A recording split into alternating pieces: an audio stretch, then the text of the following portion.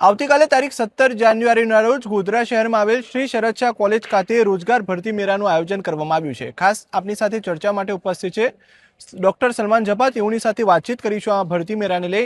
Doctor સાહેબ, કયા પ્રકારનું આયોજન છે અને કેટલી જગ્યાઓ માટે આ ભરતી મેળો યોજવાનો છે?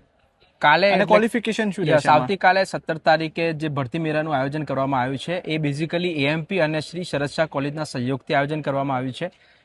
અત્યારે જે જોવા જઈએ ગોધરામાં પહેલીવાર આટલી 1700 કરતાં વધુ જગ્યાઓ પર ભરતી આવી છે અને ક્વોલિફિકેશનની જ્યારે વાત કરતા હોય તો ધોરણ 10 થી લઈને ગ્રેજ્યુએશન સુધી સારું એવું પેકેજ છે। ફ્લિપકાર્ટ હોય કાં તો ઝોમેટો હોય, અપોલો હોય અને ટાટા મોટર્સ અને એના કરતાં પણ ઘણી બધી ફાઇનાન્સની બેંક છે, એના રિલેટેડ જોબ અમે લઈને આવ્યા છે। અને અમારો ઉદ્દેશ એટલો જ છે કે પંચમહાલ ગોધરામાં જે આપના વિદ્યાર્થીઓ જે ગ્રેજ્યુએશન પૂરું કર્યું છે, 10 થી 12 પાસ થયા છે, એમના માટે એક જોબ ભરતી લઈને આવી રહ્યા છે જેનાથી એક રોજગાર મળી શકે। કઈ જગ્યાએ રોજગાર ભરતી મેળો યોજવાનો છે? એ આપણા એ એડ્રેસ છે શ્રી શરદ શાહ કોલેજ જે છે એ ન્યુરા હાઈસ્કૂલના કમ્પાઉન્ડમાં છે, એટલે કે એસપીટી જે સાયન્સ કોલેજ છે એની જસ્ટ બાજુમાં શ્રી શરદ શાહ કોલેજ આવેલી છે। એમાં રોજગાર મેળો યોજવાનો છે। ડોક્ટર સાહેબ, ખૂબ જ મોટો વિશાળ ભરતી મેળો કહી શકાય, 1700 જગ્યાનો। જે બેરોજગાર યુવાનો રખડી રહ્યા છે તેવા લોકોને શું અપીલ રહેશે તમારી?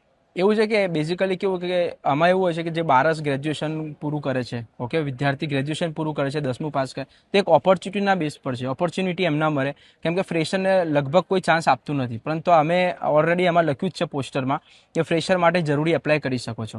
તો મારું એવું માનવું છે કે આપણે ફ્રેશરને આપણે હોદ્દો આપવો જોઈએ, કેમ કે અત્યારે જે બાળકો છે 2001 2005 પછીના જે બાળકો છે એ અત્યારે ફ્રેશર ગણાય, તો એના માટે એક સારી ઓપોર્ચ્યુનિટી છે।